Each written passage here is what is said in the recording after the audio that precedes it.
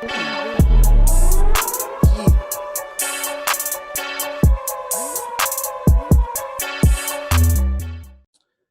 here with the amazing Brandi Chastain, who's a two-time FIFA Women's World Cup champion, a two-time Olympic gold medalist, a Hall of Famer for both national soccer and Bay Area sports, a philanthropist, a coach, a commentator, and a loving mother and wife. She is the epitome of what a strong and powerful woman represents. Thank you for joining us, Brandi. I appreciate it. Oh, Jared, that is also too kind, what you've said, but I will take it from you. Thank you very much. And it's good to see you and to talk with you. Thank you so much. It's much deserved for you, that's for sure. Now, first things first, after doing some research on you, I saw that your nickname is Hollywood. So can you share with us how you got that nickname? Well, this is to be disputed, but because it was given to me by one of my former teammates, Julie Foudy, who is a consummate storyteller. And so sometimes the stories are accurate. Sometimes the stories could be a little distorted, but this one could be actually slightly accurate. The point was that, you know, in soccer, probably like in basketball, I think you can appreciate this. There's moments when the referee has to make a decision, and the players force referees to make decisions on, is it a foul? Is it not a foul? You know, I think the European players probably have fingers pointed at them in basketball saying they're the biggest floppers, right? That's kind of a soccer thing too. So Julie used to say I could get myself a foul anytime I wanted. I'm so Hollywood. So that's what she says. I'm a very good actress out on the field. So that's how that came about. Okay. And you know, I may or may not own that. And I've been to a few soccer games. I'm actually a big fan of soccer, and one thing that I've realized is they do a lot of flopping. So is that something you do have to learn? Is that something that becomes a skill over time? Well, again, I think, you know, most of the game that you know we play is to deceive the other team, right? So same thing, you know, you're trying to get an advantage the best that you can, and sometimes you kind of fall in between the two.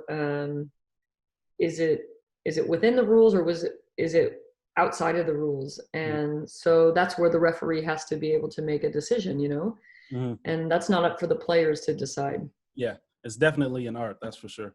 Yeah. We talked a little bit about this before we got on, about having to adjust during these times with the circumstances of the pandemic. Can you talk about what a normal day has looked like for you? Well, a normal day is definitely changed for me. Although I'm trying to keep, I'm trying to keep a constant schedule, but my constant schedule now has had some adaptations to it. And I've had to embrace this opportunity to sit in front of a computer and do Zoom meetings many, many more times over than I normally would. I used to spend most of my time out on the soccer field. And now I'm spending my time on my driveway with my computer and, you know, Zooming practices with my team and talking to a lot of different teams via Zoom. So, you know, still trying to do the same type of work in terms of impacting young people and players, and, you know, having conversations with coaches, and, you know, working with Santa Clara, for example, women's soccer.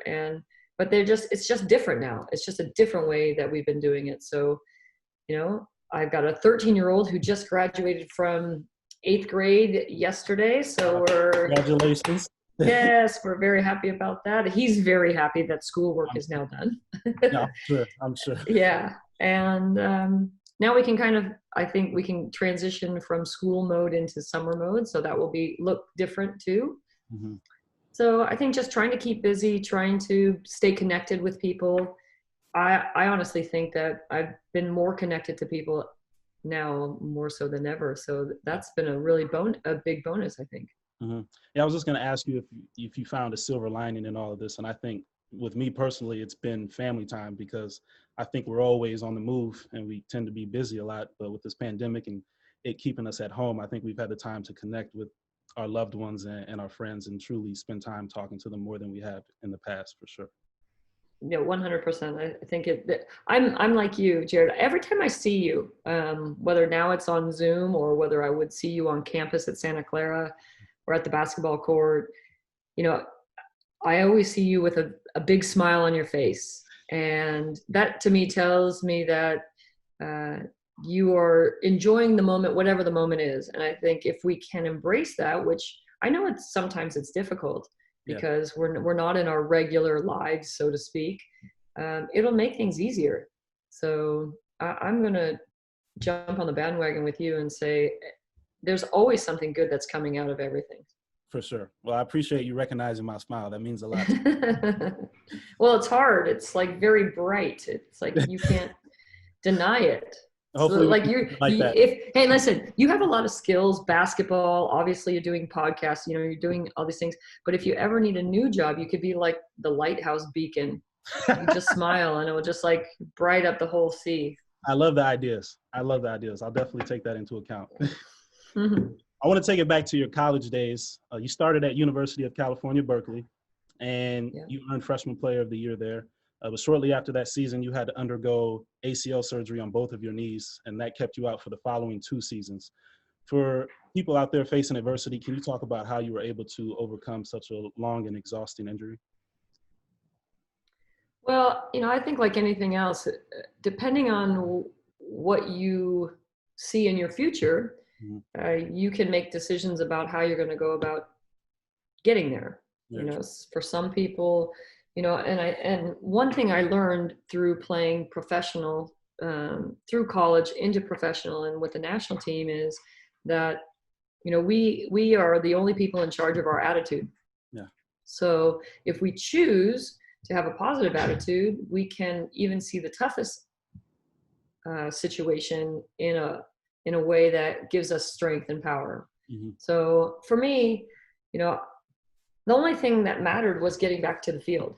Yeah. And so, the road that I had to take, sometimes though bumpy, and sometimes I would see a lot of progress, and then sometimes I would see no progress. Every day got me closer to the place I wanted to be. Yeah. And so luckily for me, I grew up in a family that had very positive parents and, go get them kind of attitude. And they encouraged me to do the things that I love to do. So that was very helpful. I had very supportive physical therapy staff. Santa Clara University, when I finally got to Santa Clara in transition from Berkeley, I had those 2 ACLs in between those 2 universities. When I got there, they helped me continue to get better. Yeah. And so I think just if you can find supportive, positive people and put them around you in tough times, there's no doubt that you will see that it's not as tough as it could be. Yeah. And like you said, I think we hear a lot of coaches say it. You can control your attitude and effort. Those are the 2 things you can control. Yes. So if that's all you're focused on, then there will be no problem getting over the hump, just like you did. Yeah. Well, you eventually recovered and you made your return, except this time it was in a Santa Clara Broncos jersey, like you mentioned. And you led the Santa Clara Broncos to 2 Final Four appearances, and you earned the Honda Sports Award for nation's top soccer player. Can you talk about how you were able to bounce back in the fashion that you did? Gosh. Yeah. Well, I appreciate that. I think part of the journey as I look back on it now that I'm an old person, so, I'm an older person. I can look back with perspective, right? And I really feel that part of the journey's success was that the reasons for playing were holistic and authentic. Mm-hmm. I just love playing and I wanted to be on the field. It's where I felt great. It's where I could express myself. It's where I could find joy. It's where I could be with my friends. And all these things that I really, really loved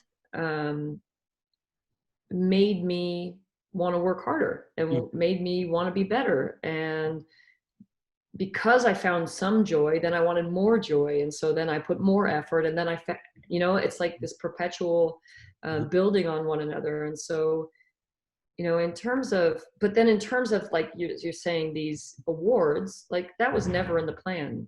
Yeah. Not even, had no idea that that was even something out there. So I feel that if we focus too much on the object and not on the process or the journey or the moments, then you'll end up falling short of the object, and then you won't have enjoyed yourself along the way. So I really think it's about, I'm looking at the picture behind you, and I see players who enjoyed the moments. Now, does that mean it was always easy? No. Does it mean that they put a lot of hard work into it? Yes. So it's not just like you're on a joyride, but you're embracing each opportunity for what it is and has to give you. And when you do that, it really can make everything so much exponentially more enjoyable. Yeah. Well, it definitely paid off as you were able to go on professionally, that's for sure. And one thing I want to talk about first with your professional career is the fact that you had the opportunity to play in Japan. I know for those of us that are lucky enough to go on and play the sport we love professionally, we tend to find ourselves earning overseas opportunities. I know in my first season, I played in Italy. And like I said, you played in Japan. Can you talk about your personal experience being overseas in that distant environment?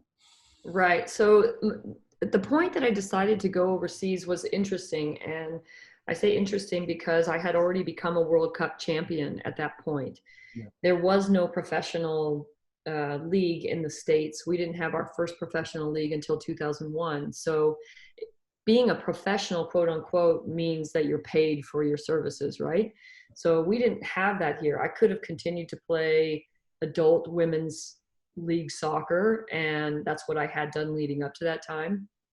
But this opportunity came to me, and I thought, what a wonderful opportunity it would be to live in a different culture, listen to a new language, possibly learn a new style of soccer, and have a life adventure. Mm-hmm. And so I got all of those things wrapped up into one because I chose to, be a professional soccer player. So as it turned out, it was an amazing experience.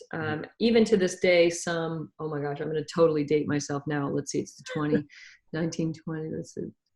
37 years later, that's crazy what I just said. Oh my gosh, I can't believe that. 37 years later, when I hear Japanese, I'm like, oh my gosh, what did they say? Like, I know like about 15 words. Like that's like the extent of my Japanese for the most part.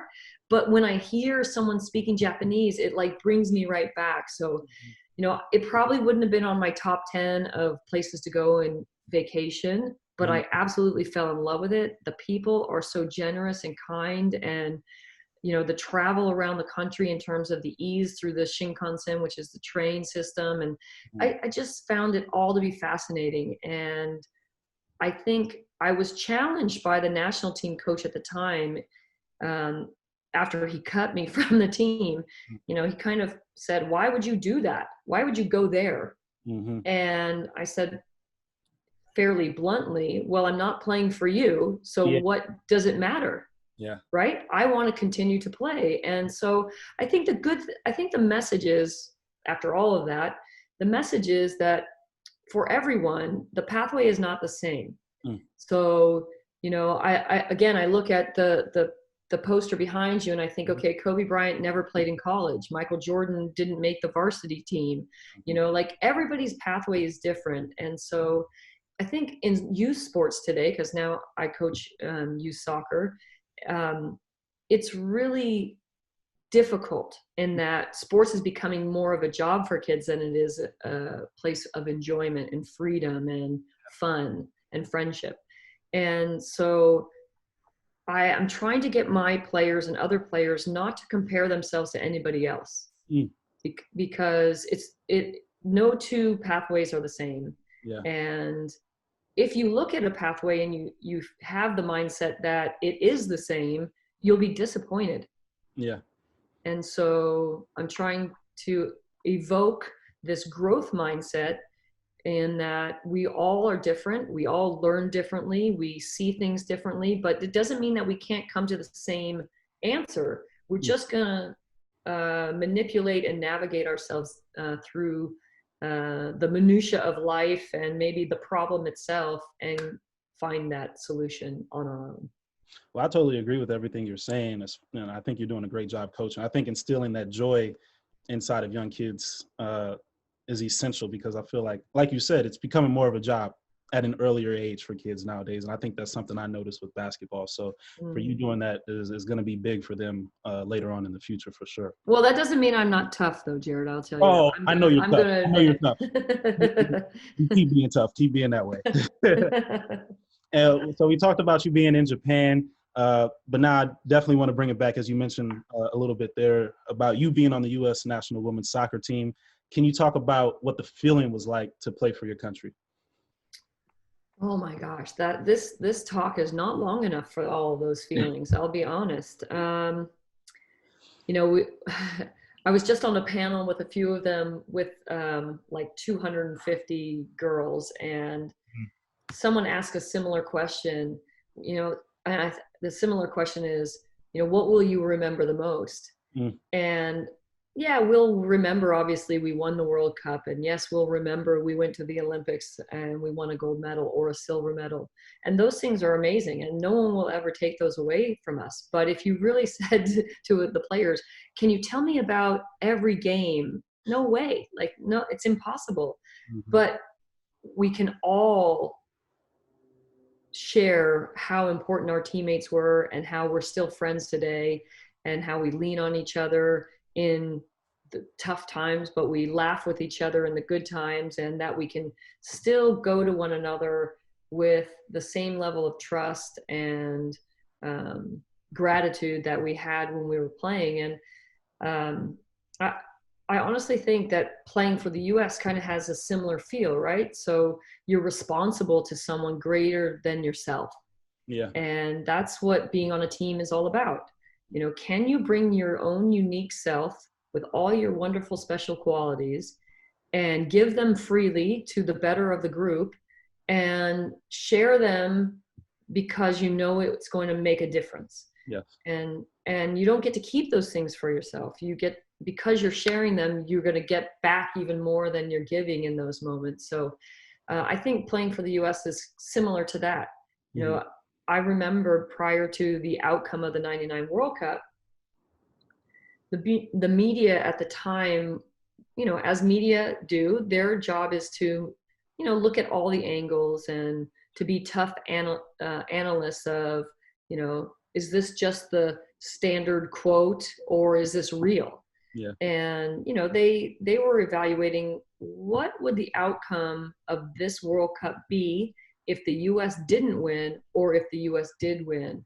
And in their opinion, the future of women's soccer would only be successful or thrive if we won the World Cup. So imagine that. You have to win the championship of all the world for the future of the sport to have a chance. Yeah. And that means, any daughters in your life or any nieces in your life or any friends who have daughters, that could be really heavy. Right? That could be a burden for some people that is just way too heavy to carry. Yeah. And luckily for us, we worked with a great sports psychologist, which I think was the differentiator for our team, because everybody's fast and strong and technically aware, sophisticated and tactically aware.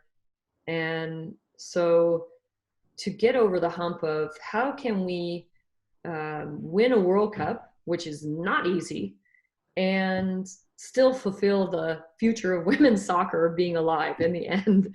And so, I think that awesome opportunity would be a burden for some people, but I think we saw it as this wonderful badge of honor and responsibility that, we wanted to do. And I think it even made it more special because we had that opportunity. When we saw those little girls in the stands with their parents or their friends, and they had their faces painted and their signs, that's huge. And I think, I think because, again, going back to, how long I've been in this game, because I didn't have that as a young girl. I didn't get to go to a stadium and cheer on people who looked like me. I went to stadiums where the men played soccer.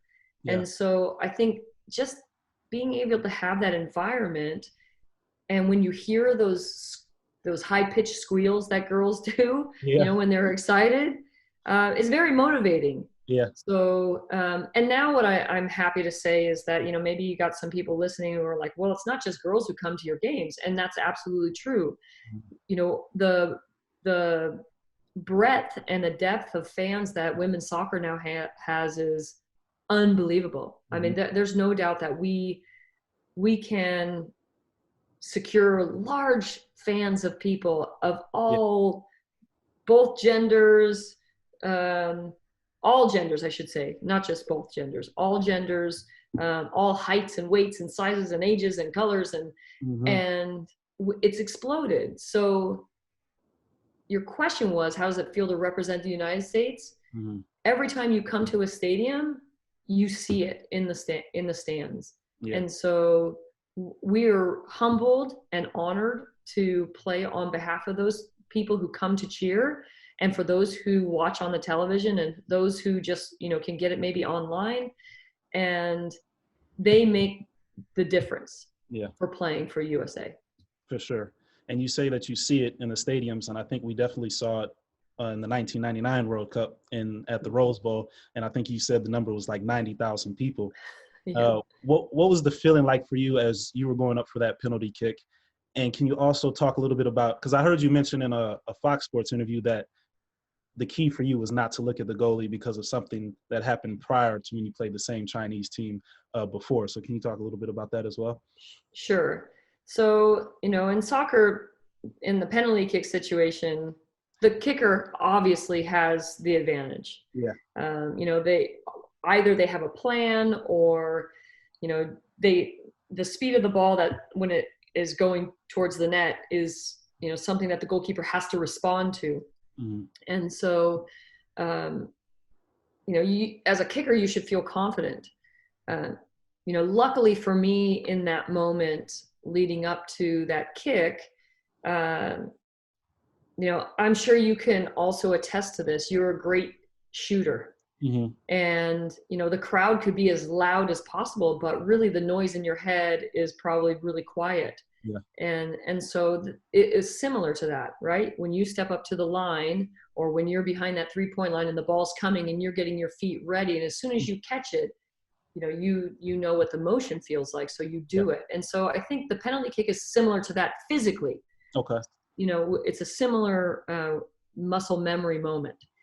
But in terms of the mental side of that, knowing that I had previously had a miss and we lost to China in a tournament in March, I think that added to my mental focus. For some people, they'd say, oh my gosh, I missed earlier against this person, and I can't do it, or I'm nervous about doing it. 4 of my teammates had already kicked prior to that and made theirs, and it wasn't even close. Like, the goalkeeper didn't even come close.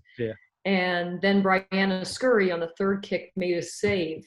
Again, I told you, that's so difficult to do, and just an amazing feat by her. So I felt like we had already won.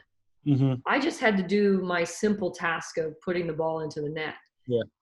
Some people would say, like, no way, that's still, there's so much pressure. And, you know, the crazy part is that I normally would take the penalties with my right foot, just out of habit, I think, honestly. But the coach had asked me to take it with my left foot. I don't know if you've ever taken a free throw with your left hand or a 3-pointer with your left hand. A coach asked me to do that, I would tell the coach he's crazy.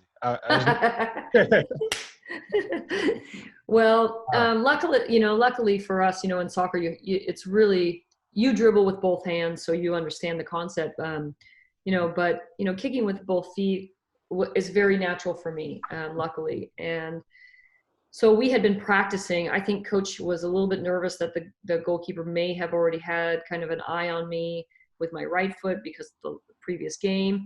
Our practices were also open to the public, which was such a great idea. And I wish that pro sports would go back to that. And I know people say, well, but then people can know what you're doing. And then I say, well, okay, great.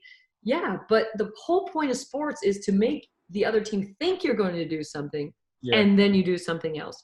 So you have to, you have to be very balanced. And so I think he told me to go left-footed, 1, because he was a little nervous, 2, because he wanted to put the goalkeeper off a little bit.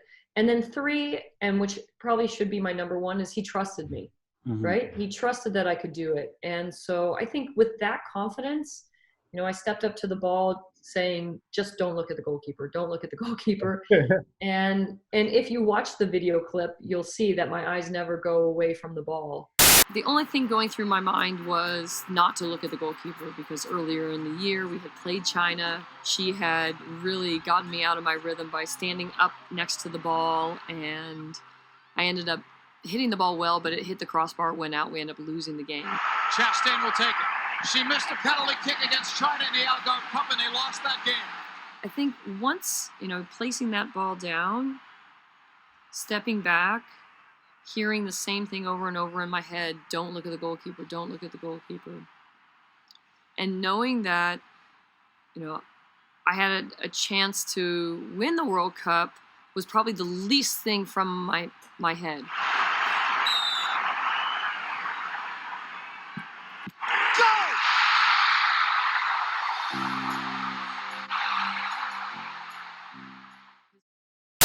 And so thankfully I had that moment, right? And I think that's a great lesson that I try and instill in the kids that I get to coach, or the businesses I talk to about mistakes and growth mindset, is we're all going to fall down at some point. We're all going to miss a kick. We're all going to come a little bit short of the goal. But that's not something for us to say, oh, I can't do it. That's an opportunity for us to say, oh, I see what I did, and this is how I'm going to do it better, or how I can approach it for the next time. So that was a very wonderful moment. I mean, you brought it up earlier.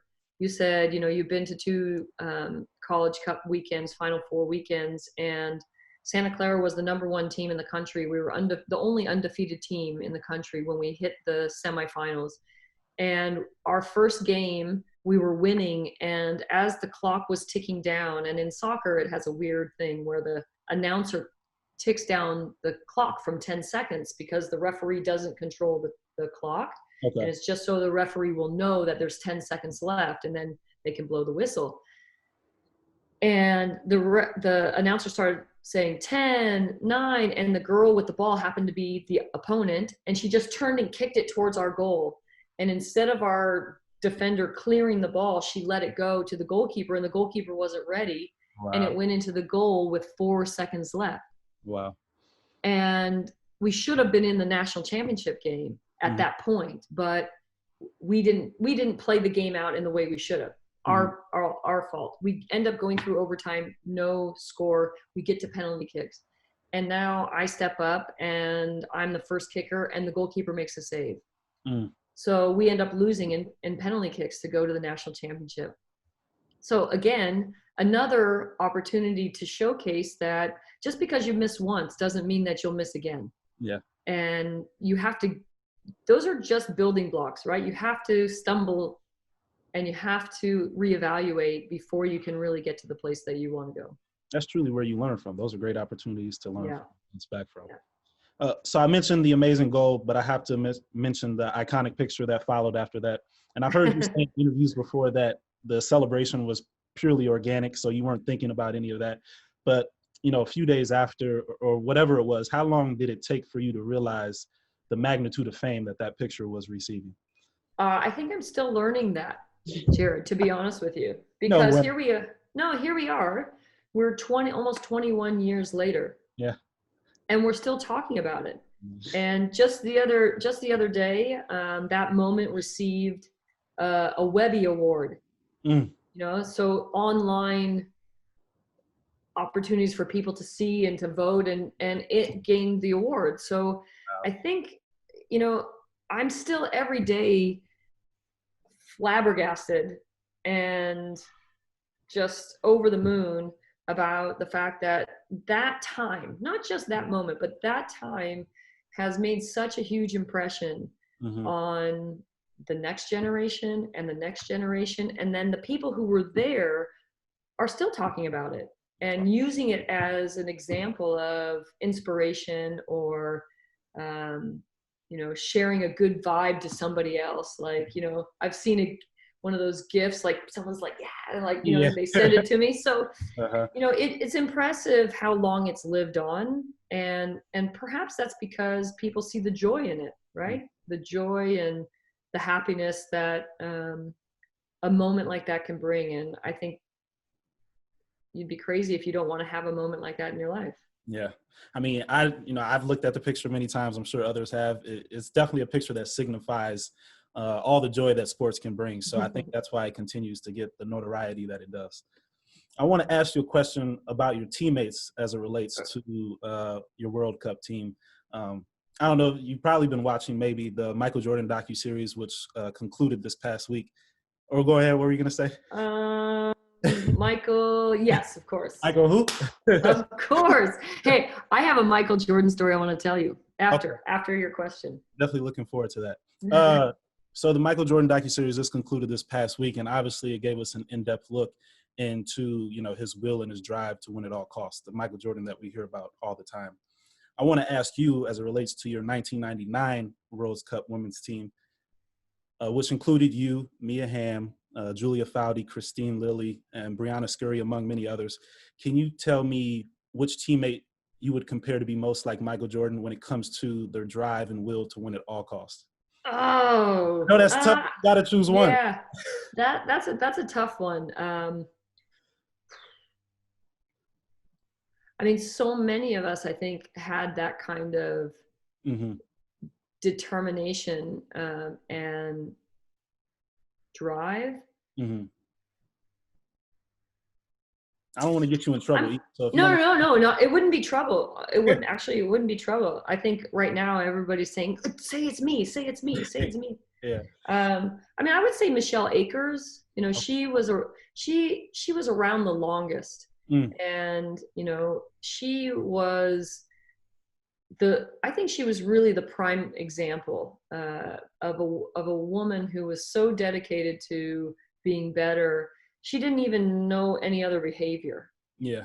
Right? Like it wasn't that it was a choice. It was just her being. Yeah. And I think, like, I watched Michael and in the series, and I've been very fortunate to know Michael for some time now. And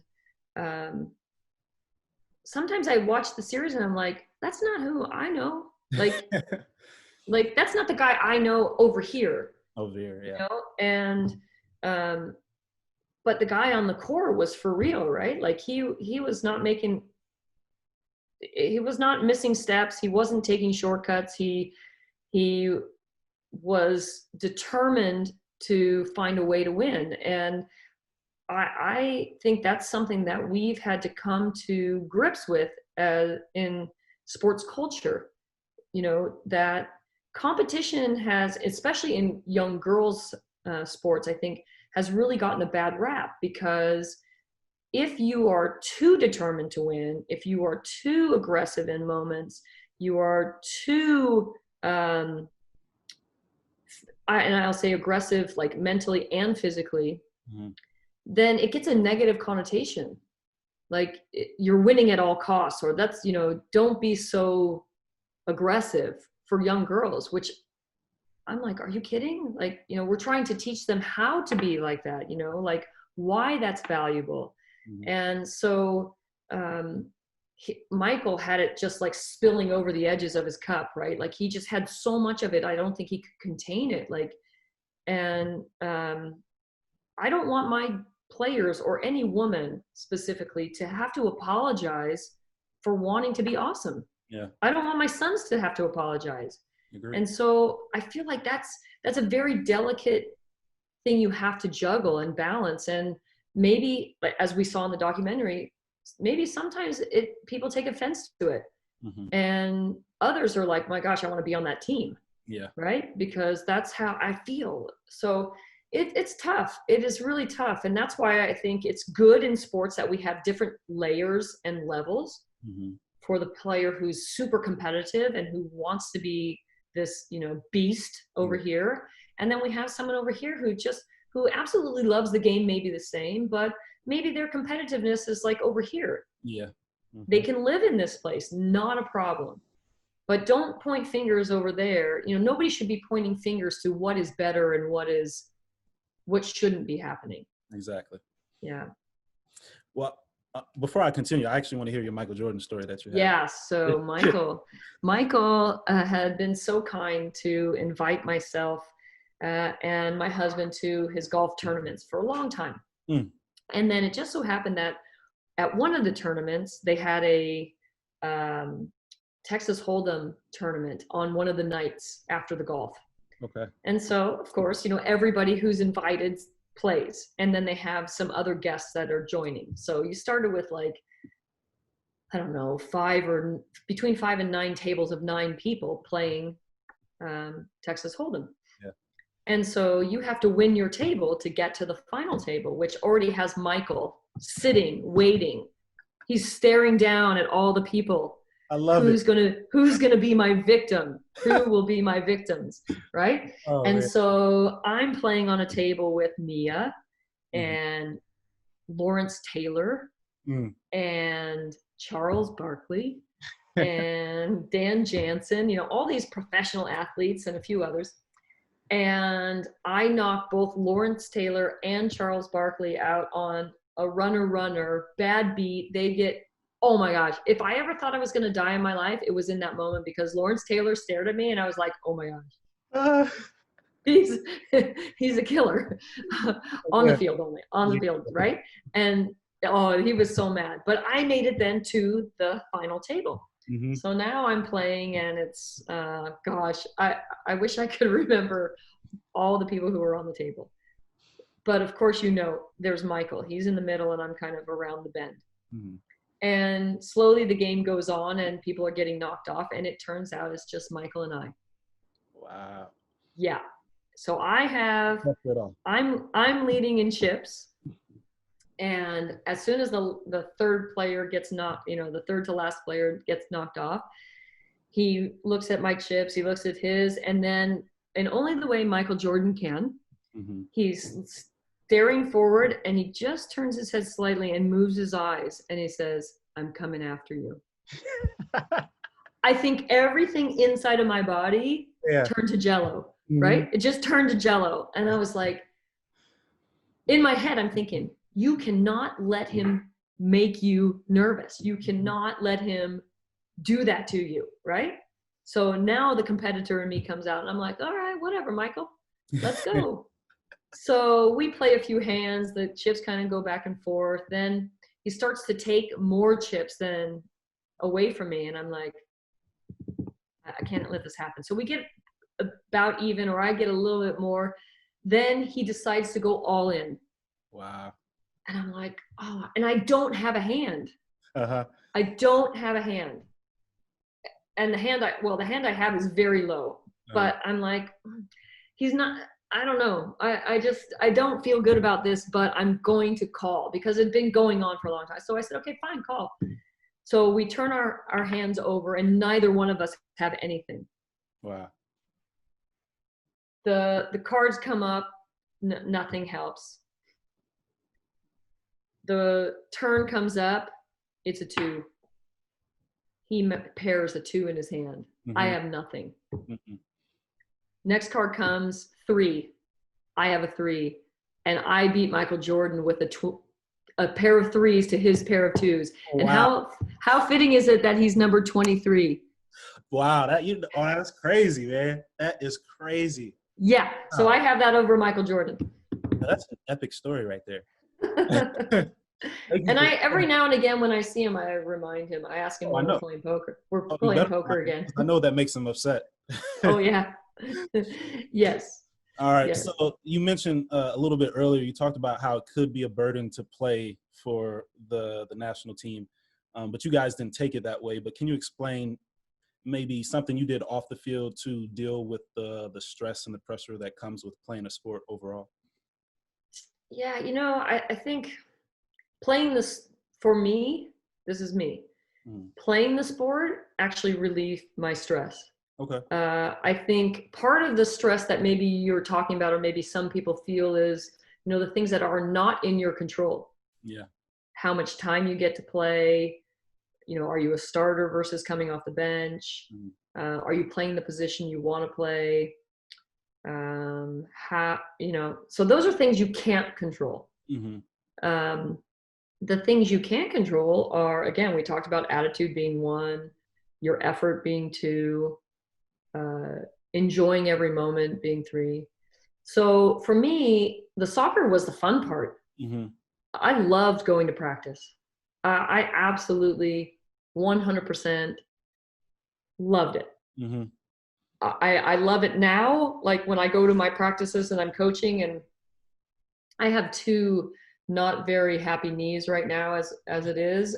And if they were happy and they were functioning properly, I would probably still be playing regularly, because I just, I found soccer to be such a release for me. It was physical. I could be physical. I could be competitive. I could challenge myself. I could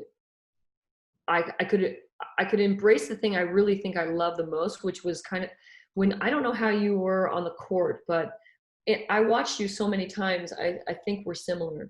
That when somebody gave you a good pass that allowed you a second to have that shot, you acknowledge that. Yes. And sometimes you don't, you can't have a high five. In basketball, it's a little easier because the court is smaller than the big soccer field. You could give a high five, or you look at each other and I see a lot of pointing in basketball. And it's like you acknowledge each other. Like, you just gave me the best pass I've ever gotten. Yes. Like, I got you. And so I have chills just talking about this, Jared. This is like, teamwork to me is like the essence of sport. Yes. Because it would be one thing if you could do something really great and you experience it and you have all this joy, but nobody else around you understands what that is. Yeah. In team sports, when you have that moment, or, the combination moments of, running a good pick and roll, or, a triangle offense that moves and it makes like 13 passes. The next thing you know, you have this most glorious, easy basket. That's what I love. Yeah. Right. So when something great happens and you can look across to somebody else and without saying words, you're like, we got it. That to me is priceless. So I mean, honestly, I'm like, I'm rubbing my arm. Yeah, I have the chills, because that for me is why I love sports. So for me, it wasn't so much getting away from the field, but the things we did do. And I get a lot of crap for this from my teammates, because I'm kind of always looking for what other fun thing could I do? Yeah. Golfing was one. We would go out and golf. I bought a sewing machine and kind of taught myself some very simple things, nothing crazy, but just, a way to do something physically that would engage my mind, but wouldn't exhaust me, so that I could then, be ready for the next day's practice or game. Crossword puzzles was another one that I like to do. I learned watercoloring, some good, some not so good. I would take those on the road sometimes with me, and so all kinds of fun things, just outlets, anything. Like, I don't have to be good at something to try it, but if I try it, I will try to be good at it. Good at it. Right? Exactly. Yeah. And you bring up a good point that I really like, the beauty of team. As much as I love to play tennis on the side of playing basketball and beating my mother and other people, I just don't why did you look at your mother right there? No, I was making sure, she wasn't around or listening, but oh yeah. Because watch out, now she knows you said that. I just want you to know, as a mother, we have this sixth sense. Oh, I already know that. I know that. Yeah. So like, I enjoy winning those type of things, but I just don't get that same joy as when, me and a teammate do something together, collectively, and I can say thank you to him. He can say thank you to me, because we know the beauty that it took in practice to make that work in the game. So you definitely make a great point. I want to talk about women's soccer and the fact that they have a high level of skill and talent. However, I want to know from you if you think this goes unnoticed at times. Oh, does it go unnoticed? I don't think so. Now, I really honestly believe that we're in a place where even the Joe General sports fan who really is not, doesn't have a lean toward soccer, but has seen it maybe a couple times, can also understand good talent, right? I think for the general Joe public sports fan, however, they see soccer more as a team, more in a team framework than they do as, oh, that individual, this, that, right?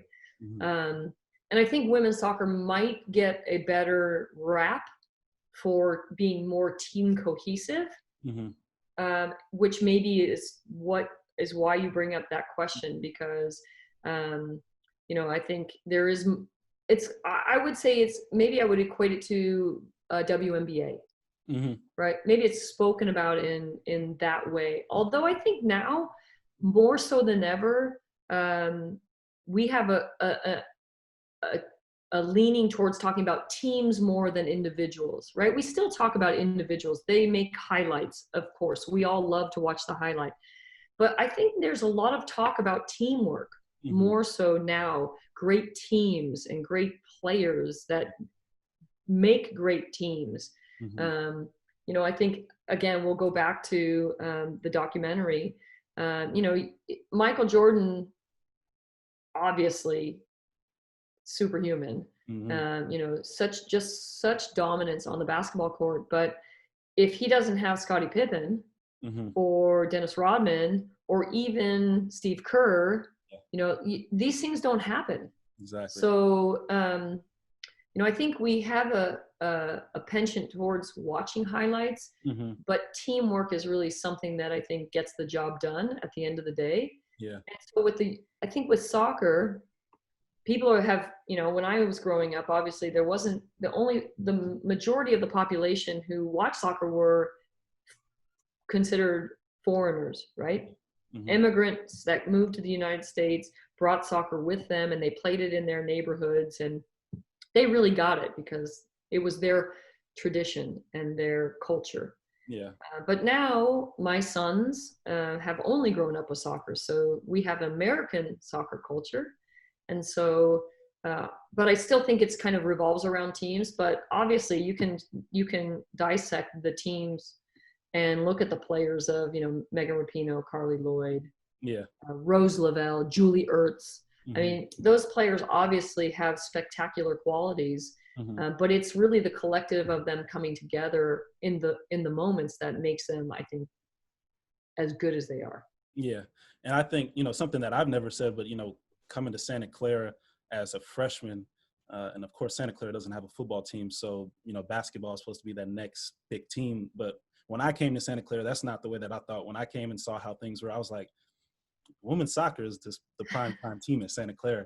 And I would actually gain inspiration from, players like Julie Ertz and Sophia Huerta. Those are two girls that I would like to watch, and how they played so well with the team, and the fact that you guys were able to, always make it to the NCAA tournament, always win your conference. That was something that, I was trying to strive for. Unfortunately, we fell short, but I look to you guys for motivation. So, I just want people to know that, women's soccer is real, and that, you guys are really doing your thing out there.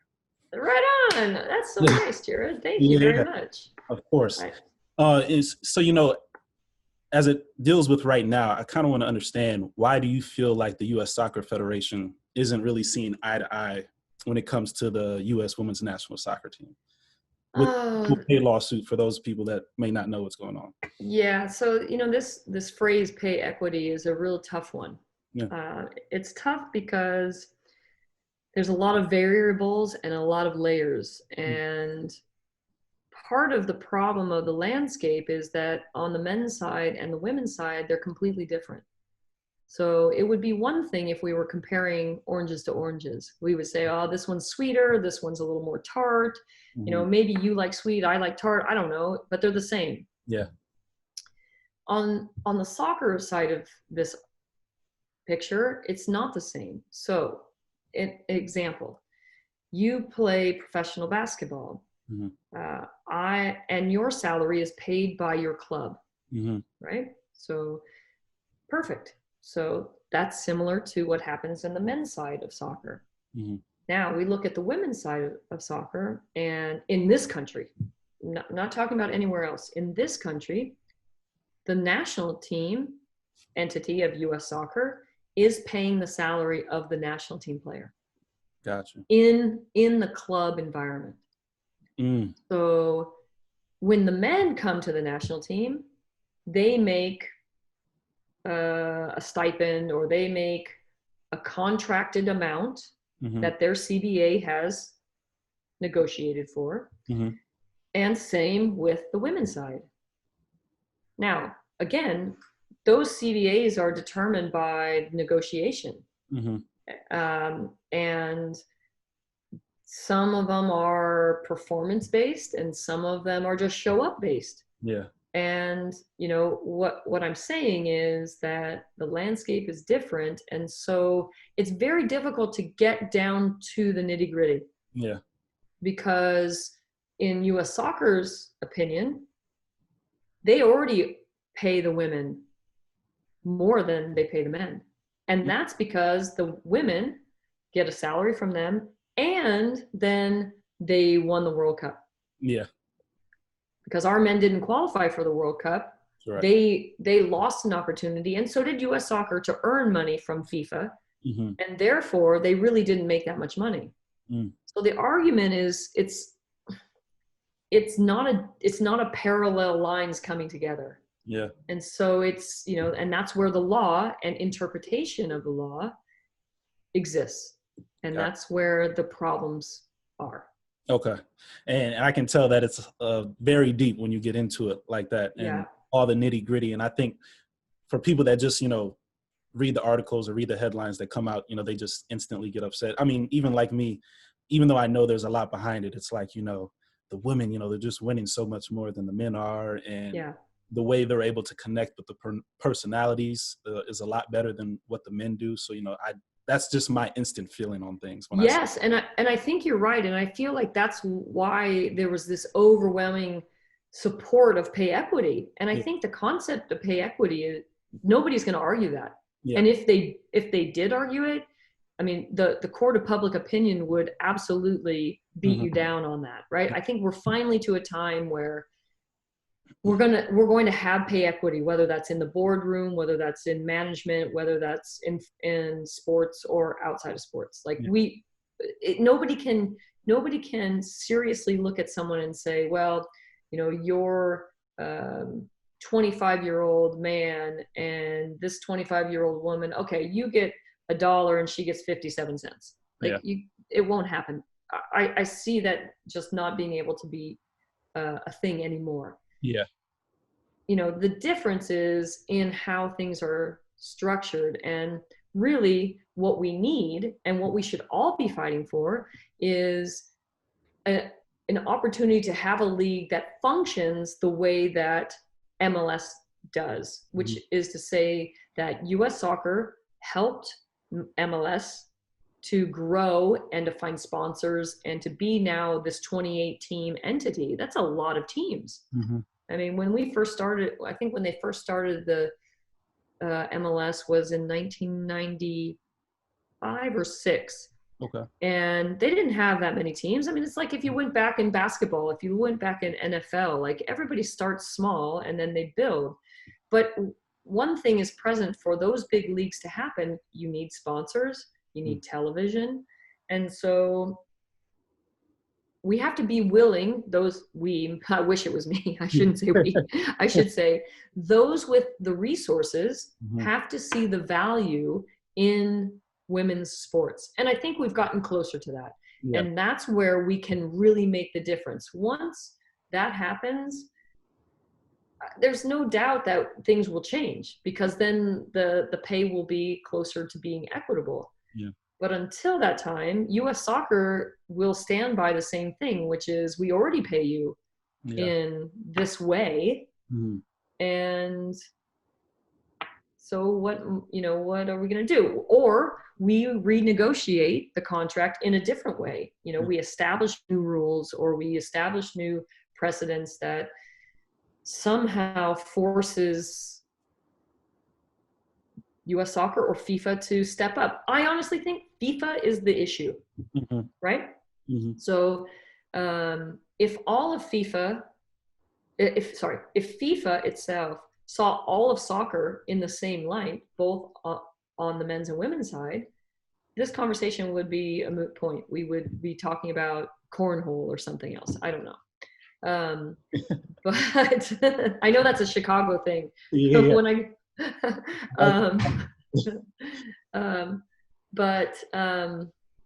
so until that time, I think, we're still going to have to work on FIFA, raising the level of pay on the Women's World Cup side and investing. So it will be first investing the same amount of money that they make in the men's game, in the women's game. Gotcha. When they do that, then we can be paid back what, 400 million compared to 40 million is quite a big jump. Exactly. Well, hopefully you guys continue to progress towards that. I hope so. Me too. Yeah. Now, Brandi, now that you're retired, you coach at Bellarmine College Preparatory. Can you talk about what's something you would tell parents about the skills and advantages that children would gain from playing the sport of soccer? Every life skill. Every life skill I've learned, from discipline to communication skills, leadership, decision making, time management, friendships. Yeah. The list is so long. And the reason, I like to think that soccer is probably a great place to learn these things because it's a big space. There's a lot of people. There's a lot of opinions and feelings and tactics and situations. It's basketball times 2, right? Yeah. That it really brings up a lot of life moments. And so if Jerry at Santa Clara, my husband, who's the head coach at Santa Clara University, would tell parents, I'm going to stress your kids out. And most parents would probably be like, "Ooh, I don't want my kids stressed out."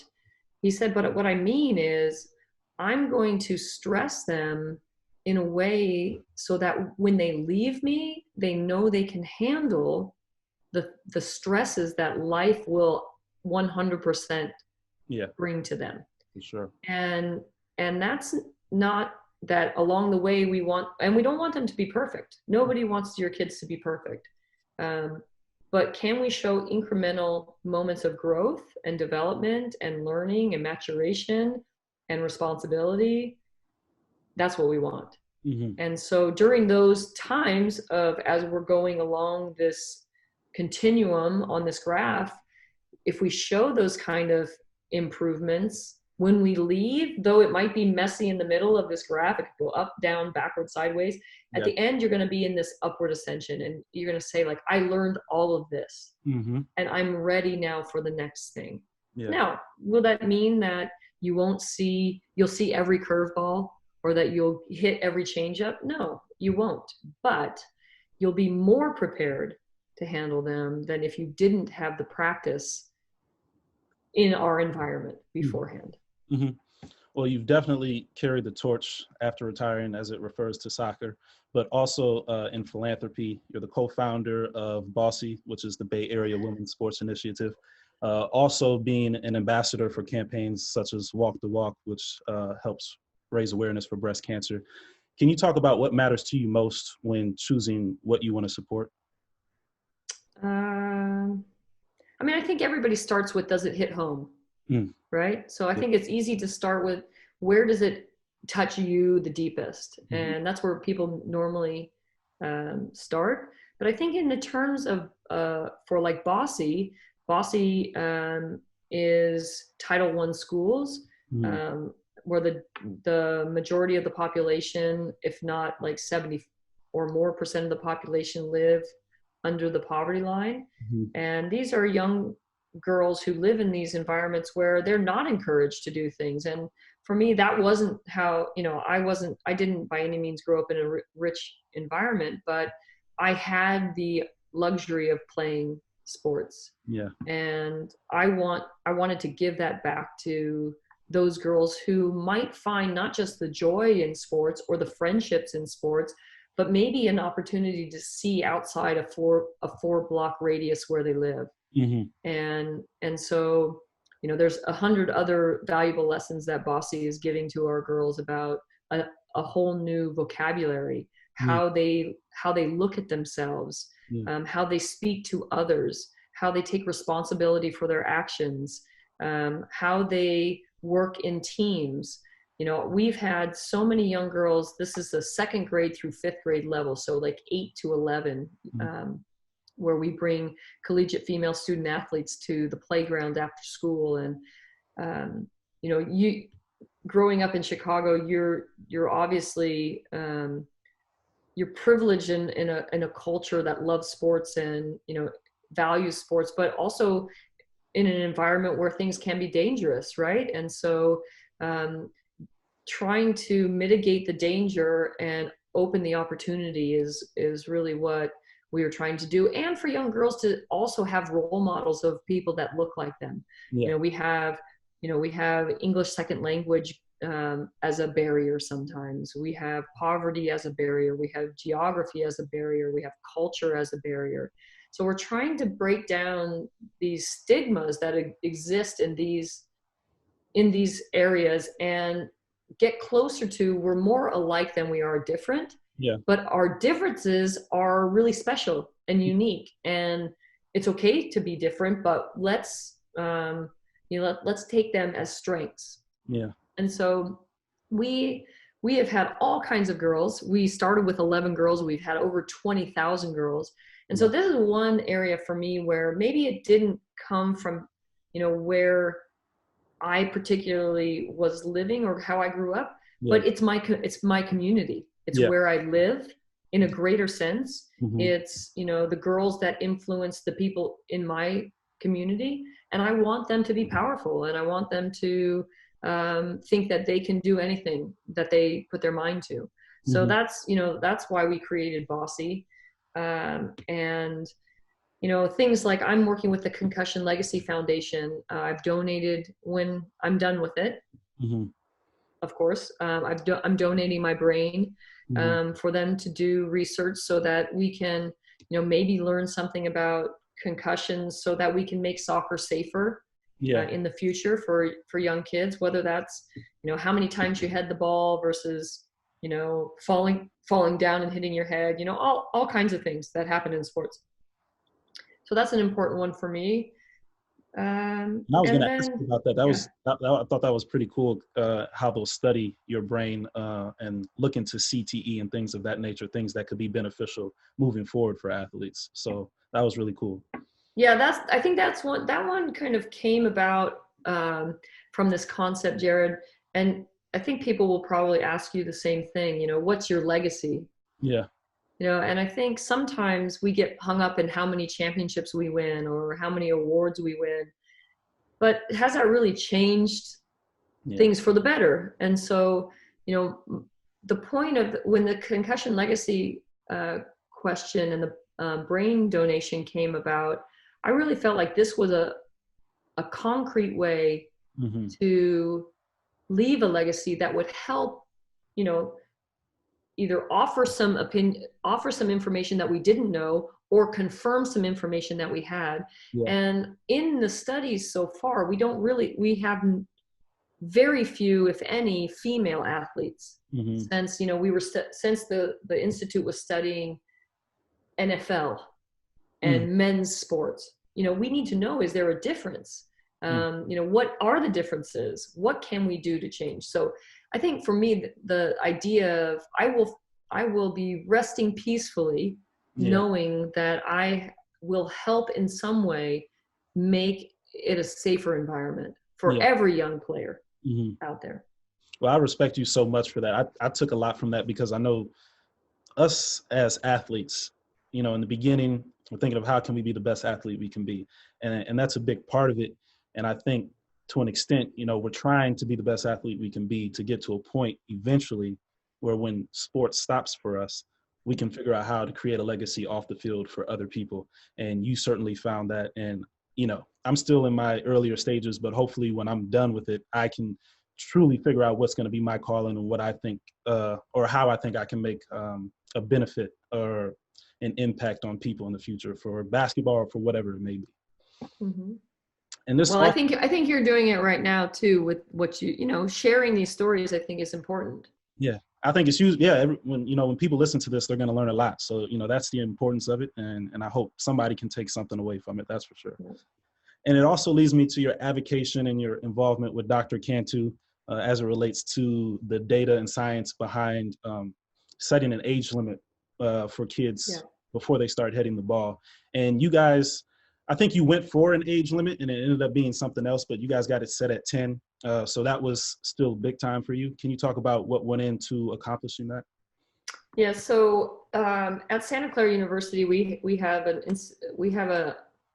a group called the Institute of Sports Law and Ethics, and every year the institute would give an award for somebody who was doing something in their community or in the greater community that would positively and lawfully and ethically enhance the environment. And it just so happened that Dr. Cantu and Chris Nowinski and the Concussion Legacy Institute were recipients of the Ethos Award from the IO group at Santa Clara. And once that happened and I listened carefully and I was like, oh my gosh, you know, nobody was talking about this in my circles. Yeah. And so it kind of existed in a world out there away from me. Mm-hmm. And then the more I started thinking about it, I was like, okay, how can we use them as a lightning rod for other change? Mm-hmm. And so one day we're post that award ceremony, we were having a board meeting and someone asked, okay, what's the next thing we're going to do? Yeah. Sometimes when your mouth speaks before your brain really thinks, you know? Mm-hmm. So I recommend everybody take pause before they speak or text or Instagram something out into the world. Yeah. But I immediately stood up and said, I want to change the rule for heading in soccer, in youth soccer. Mm. And immediately they go, okay, that's what we're going to do. And I was like, oh my God, what did I just do? Like, what does that mean? But the point of the statement, the declaration was, if we know through science that the most vulnerable group is our youngest group, mm-hmm. isn't it up to us or those who can make change or those who could create laws to do so, mm-hmm. to impact the safety of those playing? I thought the answer to that question was emphatically yes. Yeah. So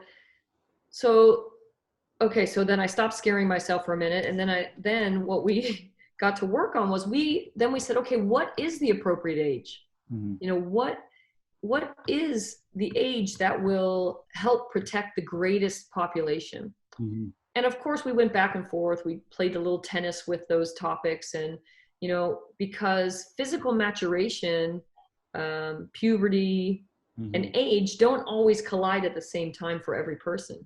Yeah.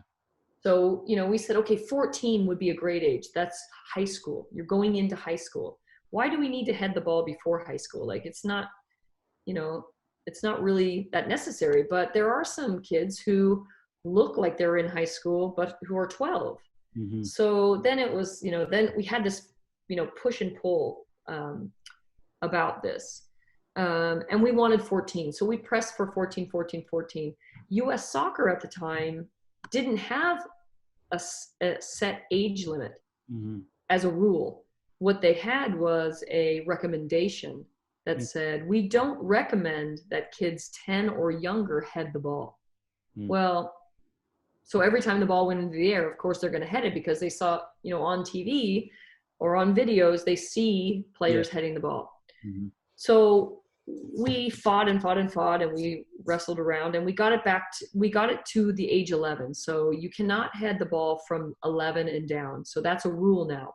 If anybody heads the ball, it's immediately the whistle's blown. We put the ball on the ground. It's the other team's ball.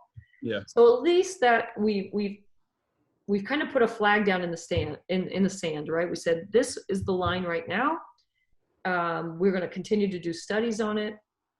We're going to see if we can maybe push that a little bit higher. Mm-hmm.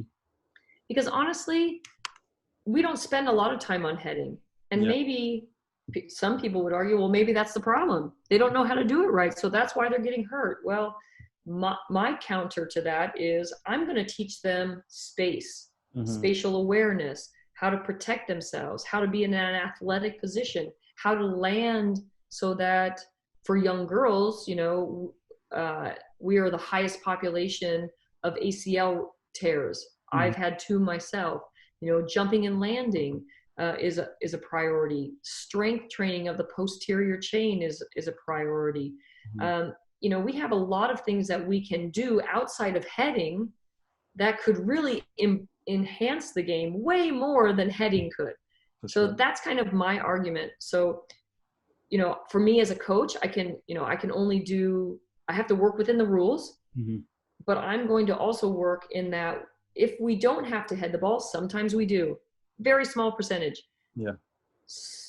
But otherwise, I want you to own the space that's around you. I want you to recognize speed and distance of a player coming at you. I want you to recognize your balance, and I want you to think about how you land and how you're going to protect yourself. So for me, educating coaches how to coach kids to protect themselves and to be stronger is way more important than teaching heading at this point. And that's what we're still, I still think that's what we're battling. And until science tells us otherwise, I will continue to make sure that my players know how to protect themselves. Yeah.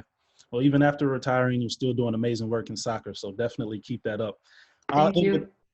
I'll end with this. And this is a question that I ask all my guests in hopes that, you know, I can learn something, or maybe somebody who watches this learns something. What's one of the greatest lessons you've learned in life, and how has it helped you moving forward?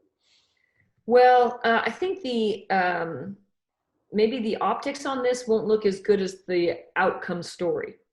And here's why. Because, you know, you don't want to bribe your kids to do things. You want them to intrinsically be motivated to do things, right? So, but my grandfather, from when I was a young kid, I usually tell this story in scoops of ice cream. I think it sounds better instead of money.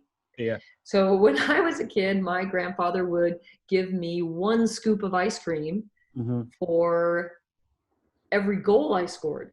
Oh, that got me excited because I love to score goals. But he would give me 2 scoops of ice cream if I had an assist.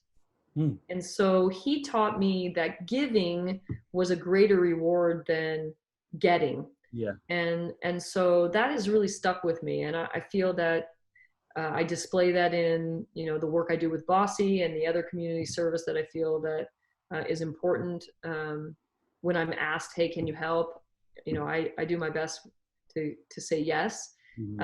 Because of that lesson my grandfather gave me. I love to score goals even this day, and I want to score goals. The feeling I get from that is amazing. But we talked about it before. You know, that feeling when you impact somebody else and then you see each other, I mean, that's like, again, I got chills on saying that as opposed to when I score a goal. So that I think is the greatest lesson that anybody's ever gifted me. And I hope that somebody will feel that gift is for them to take away from this conversation. Yeah. Well, that's big time, Brandi. And we appreciate you spending time with us today. And we also appreciate the fact that you continue to be a leader for the many people that look up to you. So thank you again for coming on to the show. Oh, it is my great pleasure. I'm so thankful for you reaching out. And see, this is another wonderful benefit of this unfortunate pandemic. You and I haven't seen each other for a while, but I always enjoyed every interaction we had. And I'm so happy to see you doing well and making the most of this time. So I'm a big fan of yours, Jared. Thank you. I've always been a big fan of yours, and it's always great catching up with you. That's it for this episode of JB & Company. Thank you to everybody for tuning in, and we look forward to seeing you next time.